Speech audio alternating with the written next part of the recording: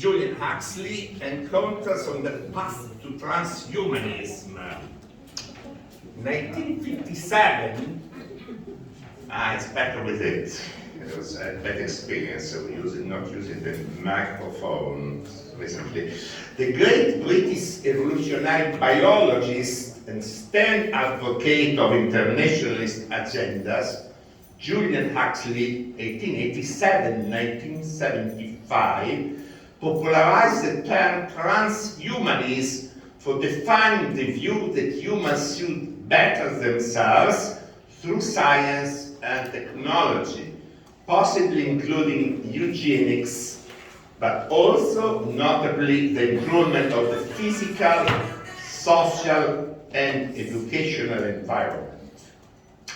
In a seminal text, Huxley gives the outline of what he believes future humanity could and should, as he gives the outline of what he believes future humanity and should look like, as he tells me, by pointing out the numerous limitations and feebleness the human nature is prone to, by confronting them with the possibilities humankind virtually owns, he expresses the need to research and put into use all possible measures that would enable men to achieve a superior perfection, finalized to the advancement of our species as a whole. After having given a somber but realistic portrait of the life of humankind in the past, you should read this passage in the book, which is available on the internet. Huxley writes, the human species can, if it wishes, transcend itself, not just sporadically, an individual here in one way, an individual there in another way, but in its entirety as humanity. We need a name for this new belief. Perhaps, remember the date, 57, this official birth of transhumanism. Transhumanism will serve man remaining man, but transcending himself, by realizing new possibilities of and for his human nature. Then he concludes in a somewhat prophetic, quasi-religious tune, quote, I believe in transhumanism. Once there are enough people who can truly say that, the human species will be on the threshold of a new kind of existence. It's very optimistic. As different from ours as ours is from the Peking man, the Peking Sinambros. It will be at last be consciously fulfilling its real destiny. End quote.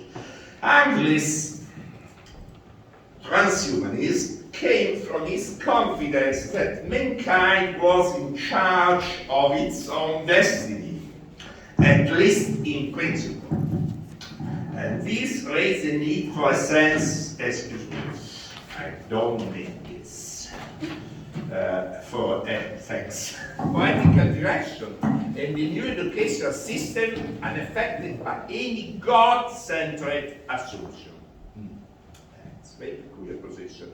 His famous grandfather, even more famous, distinguished than he, Thomas H. Huxley, 1895, a key public promoter of Darwinism, especially evolutionary biology, a strong successful reform of British higher educational system, and one of the fathers of modern secular mindset, when faced with similar problems, advocated agnosticism, a term coined by himself, as a motto representing his personal spirituality and conviction. Julian, his grandnephew, instead chose transhumanism as being more directed to supplying a secular basis for ethics and at the same time pointing to a kind of religious naturalism or secular mysticism. Both phrases look like paradoxal, like oxymoron. Religious naturalism secular mysticism. Naturally, it wasn't the point before, in the paper before, in the important paper, naturalist, but in this case it's religious nature, religion nature. Huxley's definition differs, albeit not substantially, from the one he used since the decade 1978, 1700 and 1800, which saw an ultra-rapid development of computer science and artificial intelligence. In fact, transhumanism is currently conceived as an intellectual movement that advocates the enhancement of the human condition by developing and making widely available technologies that can greatly enhance human longevity, cognition, and global well-being.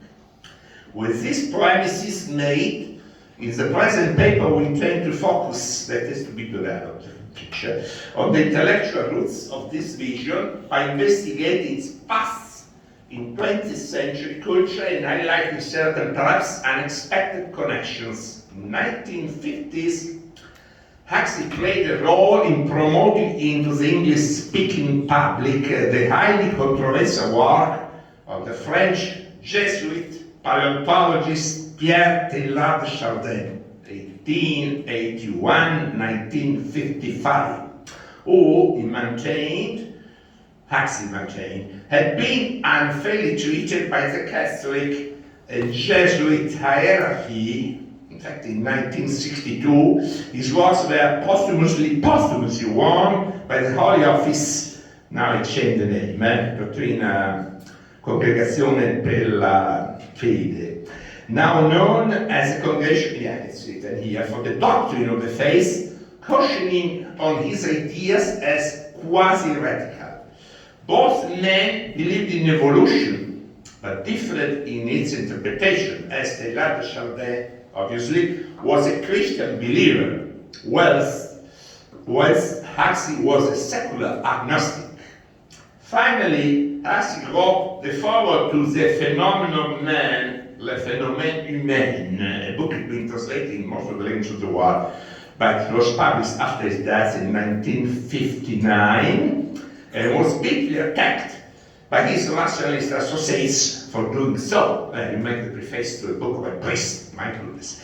In this preface, he praised the thought of Teilhard Chardin for looking at the way in which human development needs to be examined within a larger, integrated, universal sense of evolution, so admit he could not follow Teilhard Chardin all the way. In a subsequent publication, Huxley insisted, quote, the force and purity of Teilhard's thought and expression has given the world a picture not only of rare clarity, but pregnant with compelling conclusions. Most recently, in 2019, the book has been praised by prominent evolutionary biologist David Sloan Wilson. I met him personally in Toronto some years ago, a brain scientist, but hard science, but quite different from the late Richard Dawkins, met before by Dimitri, I think, which writes horrible things about Teilhard's thoughts and books. Wilson considers instead his own work, it's incredible, as an updated version of it, commenting that, quote, modern evolutionary theory shows that what Teilhard meant by the omega point, which is the key point of his theory, is achievable in the foreseeable future. In his work, Teilhard describes evolution as a process that leads to increasing complexity, culminating in the unification of consciousness, etc., etc. I will skip some sentences. But my original discovery is that, as a scholar of classics, and even Christian classics, that his theory resembles a lot that of the most famous father of the church. That is, this final state of encompassing global consciousness that he calls noosphere, These omega points reminds, at least to me, Gregor Nyssa's notion of apocatastasis, involving an eschatological universal salvation, even of the devil. Thus, history's final state, in patristic Greek, the telos of the eschaton, will take place in that all the creature the universe will exist together with Jesus Christ as the Logos or Sacred Verbum. On April 10, 1955, the French forbidden Jesuit died by heart attack following an animated discussion. He was very lively. The discussion was too animated. He was too animated. Very young, he was quite young, less than 70 years, in the Jesuit American residence. He had problems. In China, they didn't want him. In France, no, he was refused, and so he had to go to the States. In theoretical, cosmological, and eschatological conceptions, found, as my main point, found a point of intersection in those of the Romanian historian religious Mircea, Eliade, namely the ideas of the universal Christ, a heir of patristic cosmic Christology, and Manichaean Jesus, in fact, in Latin, patibilis, of cosmic Christianity dominating within Eastern Christianity, especially Romanian, and of the omega point in which history would have known its extinction. Propelled by seminal works of Friedrich Max Müller and Edward Van Taylor, who created the field of the science of religion, virtually coincident with the field of the history of religions, science of religion, history of religions, practically are the same thing, using the German original religious Wissenschaft, promoted especially by the Italian Raffaele Pettazzoni, who was the ideal master even of Mircea Eliade, and even my academic grandfather. The idea gradually emerged that thought evolution of beliefs based on the various experiences lived by men and deeply linked to each other, religion was an universal, that's very controversial idea, religion was a universal human conquest. The fiction now is against universalism in religious studies, and not a darkness of immense duration following an initial fall and then illuminated from above by a single satellite.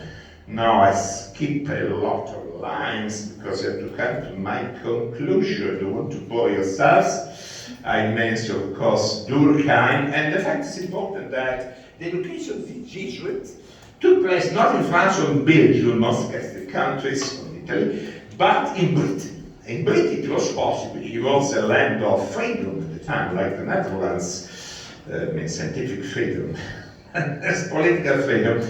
So it was for him possible to read Durkheim, Le structure élémentaire de la vie religieuse, 1912, to study on it, and also, of course, the Verbit father, German, not Austrian, and most people think, Wilhelm Schmidt, who began to publish in 1912 the first volume of a colossal work, 12 volumes. I brought some of them, that came to an end only in 1955. Der Ursprung der Gottesidee. Using the date of sunrise, blah, blah, blah. If you want to get information about all monotheists, you have to read the article Wikipedia. So, because I want to come to Eliade, Teilhard had already read leading contemporary scholars of religions, anthropologists and historians, such as Lucien Lévy-Bruhl, Bronislaw Malinowski, and, as we will see, Mircea Eliade. But already before, as we can read in his Le Phénomène Spirituel, typescript dated in 1937, but it was forbidden to publish because the direction of the Jesuit didn't want it. It was a forbidden Jesuit. Teilhard had shown a fine understanding of traditional societies and of the way in which ideas had evolved in the first human groupings. Now there is a long word, but I skipped it. His training in the history of religion, that is my discipline, was certainly useful to Teilhard in order not to allow himself to be bound by biblical exegesis that traditional theologians, even Jesuits at the time, are only rectifying today. It should be noted, however, that Teilhard accepted the results of historical religious studies, but on the strength of his own universal Christ. That's his particular idea, universal Christ. It's kind of also modest Spinozian style. Not the conclusions, relativistic pluralism, reductionism, vague syncretism, theories of the death of God, that many drew already in his times. Quote, due to the development assumed in science by the comparative study of religions, Christianity unanimously considered in the West for almost 2 millennia as unique in the history of the world. It might seem at first sight to undergo an eclipse. We read the sentence. At this moment, Christianity finds and consolidates its state, its actual place, its driving position, as a narrow human psychic energies, provided that its extraordinary power of, this is a key word, a new coin by panamorization, Italian amore, in English you must pronounce it panamorization, but you don't find it in the dictionary. A word coined by Teilhard himself, panamorization. And he also specifies the source of this primacy of agape, of course, and eros, which in its assimilating power of an organic or potentially integrated the totality of mankind into the unity of a single body. This is his own theological ideas. The body of Christ. Let's go to the end. Provisory end. Almost as if they were destined for this, the two men, Teilhard and Eliade, met after the Second World War in Paris.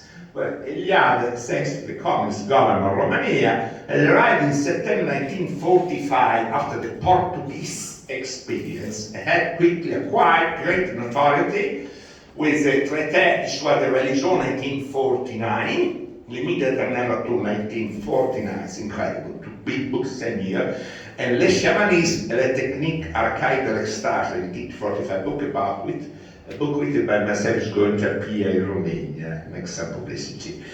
So, I quote of Eliade, makes three quotes at the end.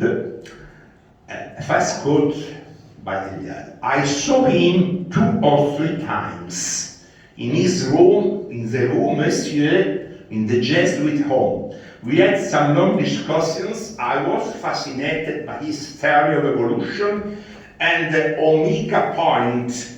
It even seemed to me that it was in contradiction with Catholic theology of his times, of those times. However, now it's a bit fluid, if not fuzzy, the Catholic theology. However, he was a man who fascinated me, interested me a lot. And I was happy to read his books later.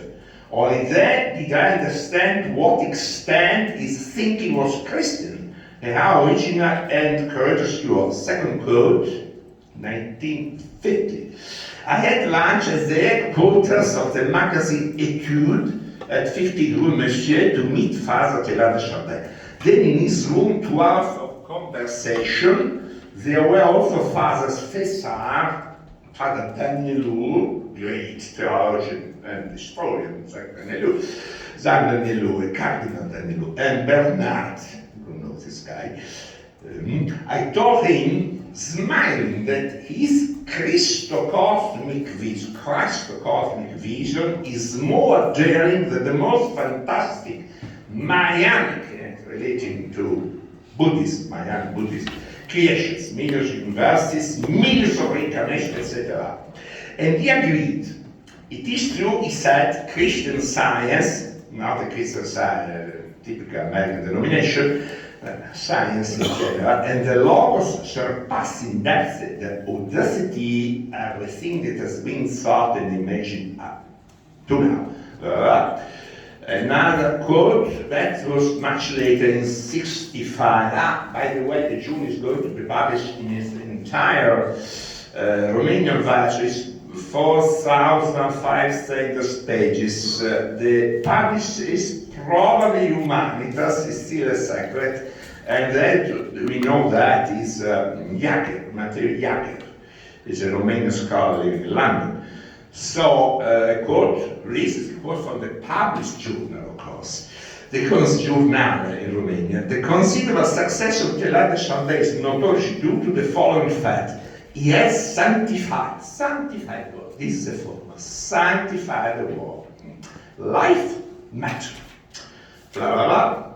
Last quote. The last readers, referring mainly to non-believers, are tired of existentialism.